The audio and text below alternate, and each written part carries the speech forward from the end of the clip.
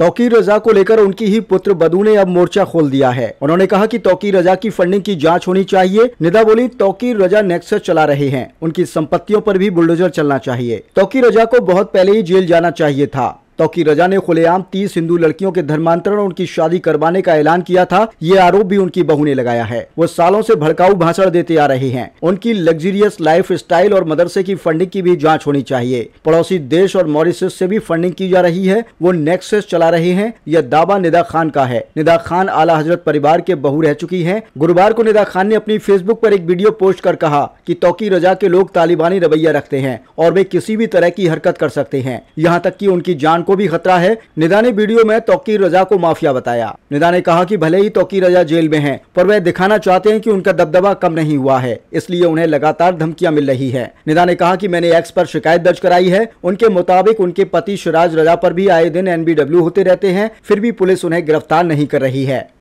तो किस तरह से थ्रेटन किया जा रहा है, क्या पूरा मामला है? 26 सितंबर को जो कुछ हुआ उसके बाद से आपको लगातार धमकियां मिल रही, क्या धमकियां मिल रही हैं?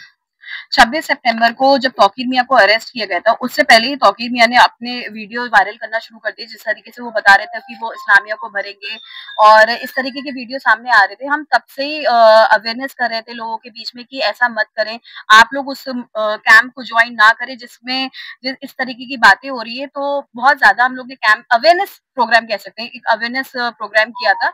उसके बाद जब तौकीर मियां अरेस्ट हो गए तो उसके बाद से हमें धमकियां मिलना शुरू हो गई, जिसमें कोई कहता है कि जान से मार देगा, कोई गोली मार देगा। और जब हम इंस्टाग्राम हैंडल खोलते हैं अपना तो उसमें हमें अब्यूसिव कमेंट्स मिलते हैं और ये अब्यूसिव कमेंट के साथ हमें कॉल्स भी रिसीव होना शुरू हो गई, जिसमें नो कॉलर आईडी लिख के आता है, कोई नंबर वंबर कुछ अवेलेबल नहीं है। और जिसकी वजह से हम लोग बहुत ज्यादा प्रॉब्लम फेस आउट करें कि घर से बाहर निकले तो भी कोई अननोन, कोई स्ट्रेंजर आदमी रुकता है और हम लोग से कह के निकल जाता है। और ये सब इसलिए ज्यादा अजीब वियर्ड लग रहा है क्योंकि हमारे पास सिक्योरिटी होने के बावजूद ये हाल है। क्या आपने कहीं शिकायत की है? अभी तो त्योहार चल रहा था तो हम लोग ने एक्स पे सब पोस्ट कर दिया और उसमें हमने पुलिस को भी टैग कर दिया कि हम क्या-क्या प्रॉब्लम फेस कर रहे हैं।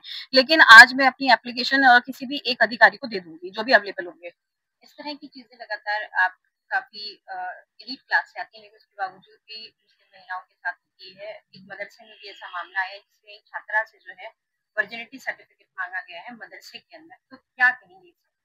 देखिए हम सबसे पहले बात करें कि ये लोग, इनके पास इतना बड़ा प्लेटफॉर्म है तो कभी ये लोग वुमेन एजुकेशन को लेके बात नहीं करते। अगर हम इनके उर्स की बात करें, लाखों लोग आते हैं, क्या ये एक वुमेन एजुकेशन को लेके बात नहीं कर सकते? लेकिन ये लोग बात नहीं करना चाहते हैं। और महिलाओं को लेके हम अगर बात करेंगे तो उनका हमेशा जो मेंटल स्टेटस रहा है वो बहुत लो रहा है।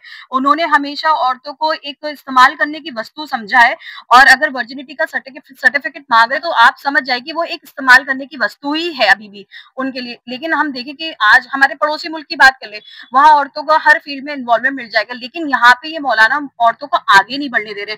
और हम मौलानाओं का इसलिए नाम ले रहे हैं क्योंकि मुस्लिम्स 90% इन लोगों से बहुत ज्यादा इन्फ्लुएंस रहते हैं। अगर हम कुछ भी मॉडर्नाइजेशन की तरफ जाएंगे तो सबसे पहले ये 20 मौलाना हमारे घर आके जमा हो जाएंगे और कहेंगे कि ये इस्लाम के खिलाफ है। अगर कोई भी बंदा अपना पॉइंट ऑफ व्यू रखता है या आगे बढ़ने की कोशिश करता है तो उसको इस्लाम से रिलेट कर दिया जाएगा, लेकिन वो कभी ये नहीं बताएंगे कि इसमें कैसे ये इस्लाम से रिलेटेड है। अब देखिए वर्जिनिटी सर्टिफिकेट के बारे में सोचिए कितना मतलब खराब है, किसी औरत से उसकी डिग्निटी के बारे में बात हो रही है, लेकिन वो लोग इसमें चूकेंगे नहीं क्योंकि उनके लिए सिर्फ और सिर्फ महिलाएं एक ही चीज के लिए अवेलेबल है और वो हमेशा इस चीज को दर्शाते रहे हैं। सरकार से क्या मांग करेंगे? मैं तो ये मांग करूंगी कि जो लोग ये कर रहे हैं उसको ट्रेस आउट करा जाए, ठीक है, उनके ऊपर कार्रवाई हो, क्योंकि ये बहुत टाइम हो गया, 10 साल हो गए। कभी कोई चलते टाइम हमें दे जाता है थ्रेट, कोई हम फोन पे बात करें तो थ्रेट दे जाएगा, कोर्ट में खड़े तो थ्रेट दे जाएगा। तो हम कब तक, अगर 10 साल में अगर हम लोग नहीं किसी को पकड़ पा रहे तो आप लोग सीधा मार के बात खत्म करो। क्यों किसी का तमाशा बनाना जिंदगी का रोज रोज का? क्यों कर रहे हैं आप इस तरह से? मेरा मामला 10 साल से शिरान से चल रहा है। शिरान तौकीर मियां का भतीजा है सगा, और हमेशा उन्होंने उसके अपने भतीजे की साथ दिया है। जब उससे दूसरी शादी करी थी हमें पता चला था, तो मेरा केस चल रहा था, मैं उस शादी में पहुंची तो भी तौकीर मियां ने पुलिस को अंदर नहीं जाने दिया।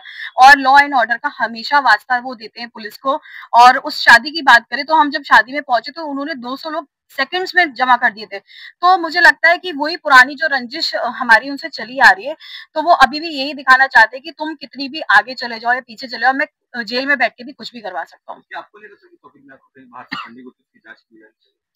मैंने पहले भी बोला है कि इतना बड़ा अगर मॉब जमा हुआ है तो कोई ना कोई इसकी फंडिंग कर रहा है और ये पुलिस प्रशासन का काम है कि ढूंढना कि उसके जो सहयोगी हैं उनको तो आप देख ही रहे हो, लेकिन जो मौलाना का अपना भी तो कुछ होगा ना, उसको कोई टारगेट नहीं कर रहा कि मौलाना सिर्फ अगर जेल में बैठ गया वो इनफ नहीं है, लेकिन मौलाना के पीछे क्या क्या है क्या क्या नहीं है पुलिस प्रशासन को ढूंढ के उस पर कार्रवाई करनी चाहिए।